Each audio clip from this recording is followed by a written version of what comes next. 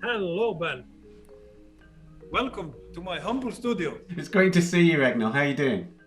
Just really, as they say in Russia, normal. Well, normal's pretty good for these days. Normal's something to aspire to, quite frankly. Absolutely. Now, Ragnar, are you in a studio or a museum? I'm in my studio in Reykjavik. But what's going on in the background there? Because that doesn't look like a normal studio. It's like actually a set. I was making a video piece, which is set in a museum in Moscow in 1913, in the Tretyakov in 1913. And I did it last year, but I haven't taken it down because it's a pretty cool Zoom background. And here I can, it's really like I'm in some palace, like, oh yes. Well, exactly. Yeah. This series is called Creation in Confinement. So tell us about. So did you obviously you had this around you, but how confined were you? How isolated were you in the coronavirus period? Iceland has not been that dramatic. I mean, it has been under lockdown, but I mean, there has been periods when you kind of only just see your closest family, but like restaurants have never really closed and stores never really closed. So the scale here in Iceland has been so much more nice in comparison to, it's almost like a lovely mood. So it's a weird thing about living in an island, in the middle of the ocean. I mean, of course, things have changed and it's actually very kind of humanizing effect, I think, to kind of be confronted with yourself and not like always running away in a jet plane. That must have been a massive thing because you're very much an artist who's, for instance, working with the National in the States, for instance. We have actually been collaborating, but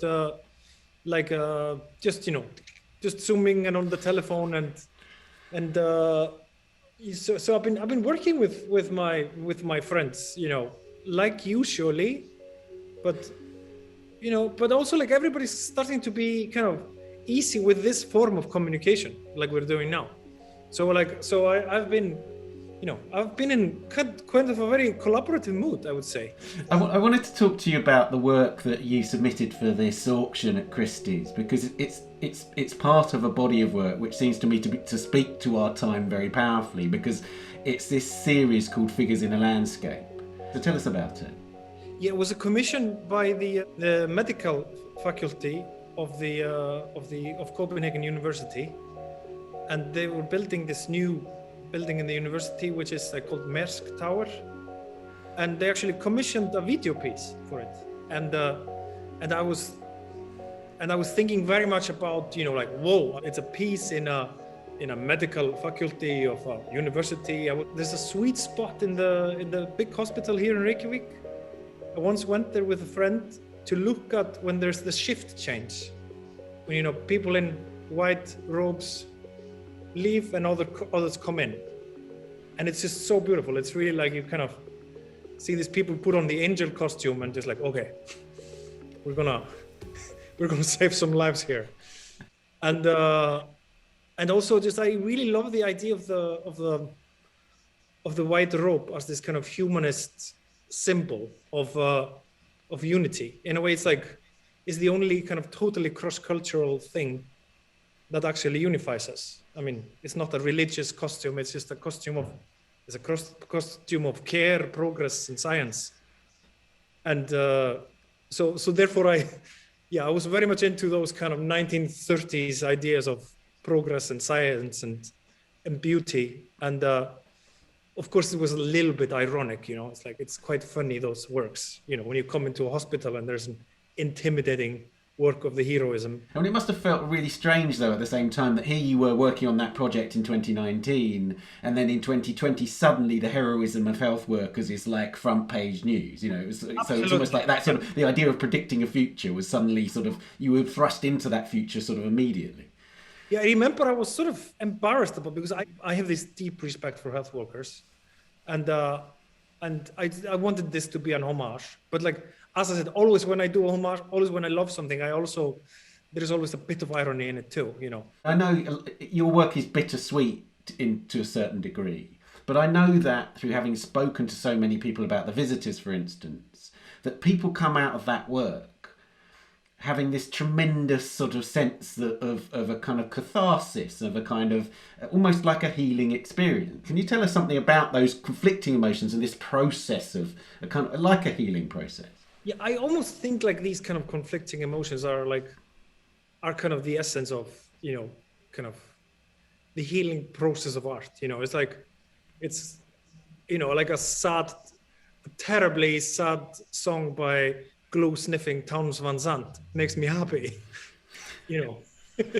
But happy songs are I think happy songs are more, I think they are more difficult in many ways to deal with, because I think we are pretty unsatisfied and unhappy as on the general.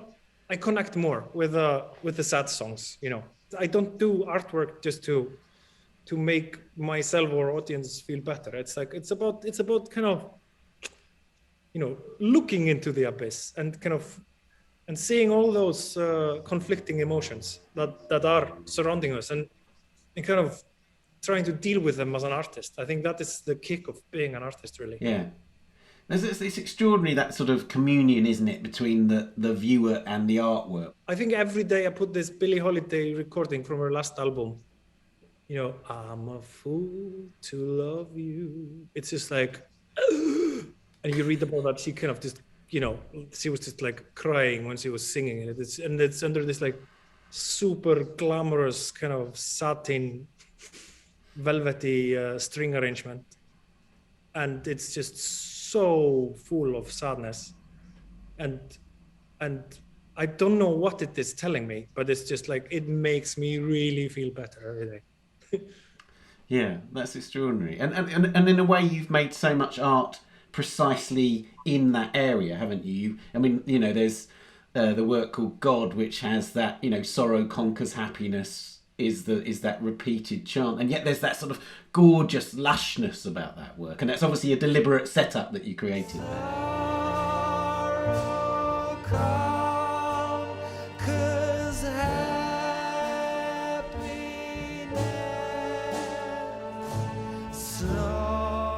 In that piece, I was really trying to channel that sort of like Billie Holiday, Frank Sinatra, sort of Nelson Riddle, like Nat King Cole, you know, what do you call, like, it's almost like, it's kind of like syrup made of sugar and heroin, like.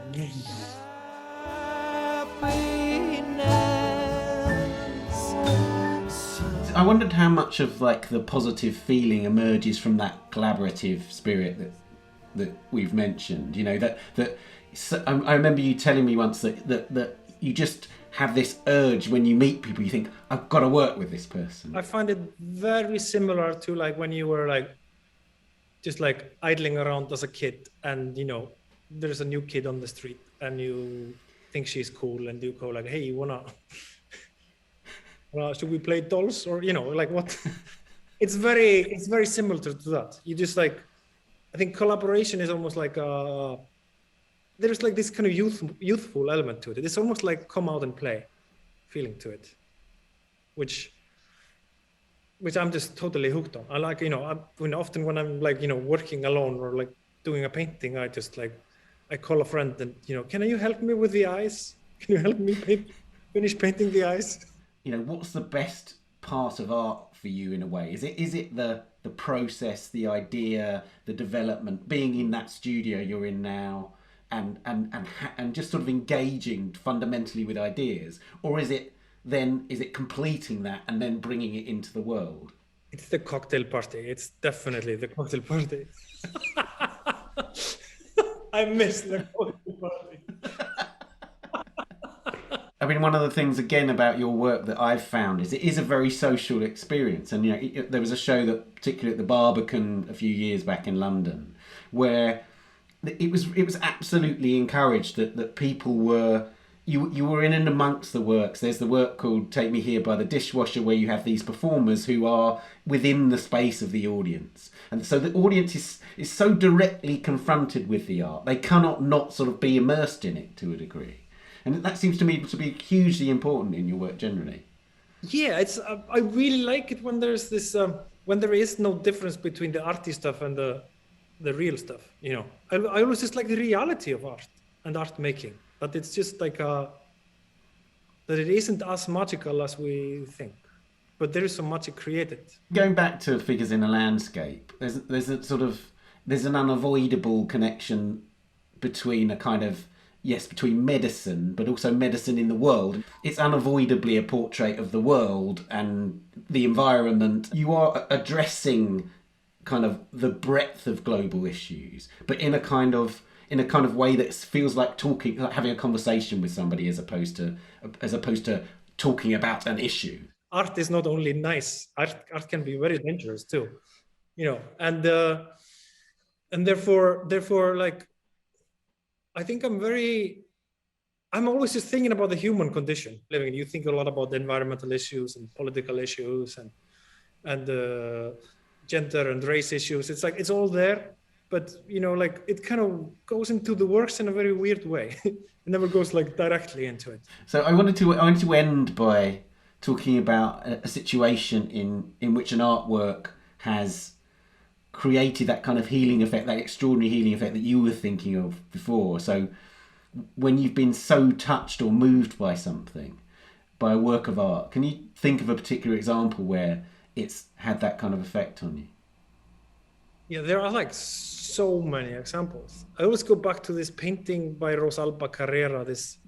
She was an 18th century Venetian pastel painter. And I once saw this painting of a girl holding a monkey. I just always go, like always, when I'm asked something like that, I just think of that painting. I don't know, it just stays with me. It's just so kind of human and vulnerable and beautiful. Well, that's a lovely Rococo image to end on. Very appropriate for you, yes. Ragnar. Thank you so much. It's been great to talk. Thank you so much. Get up!